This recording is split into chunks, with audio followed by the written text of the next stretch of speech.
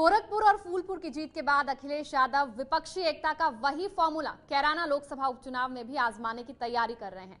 इसी के तहत समाजवादी पार्टी की नेता तबस्सुम हसन को विपक्ष का साझा उम्मीदवार बनाया जा रहा है।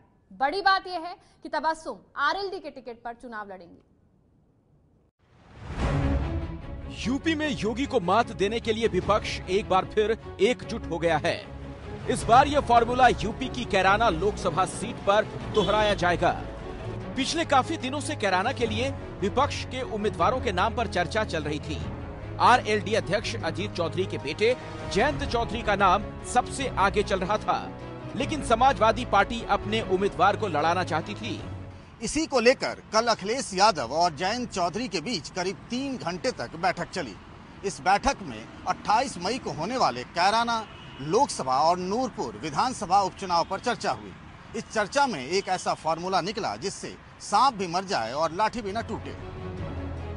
इस रणनीति के तहत समाजवादी पार्टी की नेता तबस्सुम हसन को विपक्ष का साझा उम्मीदवार बनाने का फैसला हुआ।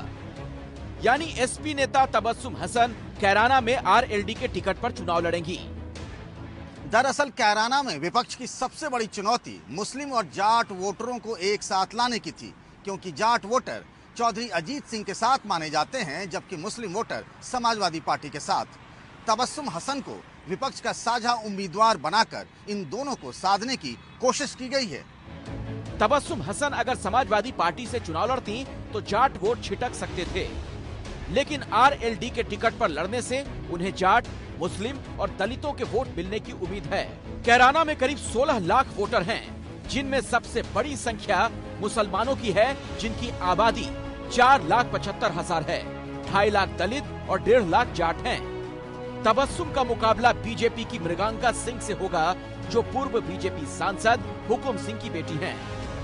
तो इस लिहाज से महिला वोटरों के मामले में भी बराबर की टक्कर होगी। 2014 में हुकुम सिंह ने 2.5 लाख वोटों से कैराना में जीत हासिल की थी, लेकिन 2017 के विधानसभा चुनाव में उनकी बेटी मृगांका हार गई थी। 2017 विधानसभा चुनाव समाजवादी पार्टी के नाहिद हसन ने जीता, जो तबस्सुम हसन के बेटे हैं। वहीं तबस्सुम हसन खुद पहले बीएसपी से कैराना की सांसद रह चुकी हैं। तो कुल मिलाकर फूलपुर और गोरखपुर की तरह एक बार फिर यूपी में विपक्षी एकता के फॉर्मूले का टेस्ट होगा।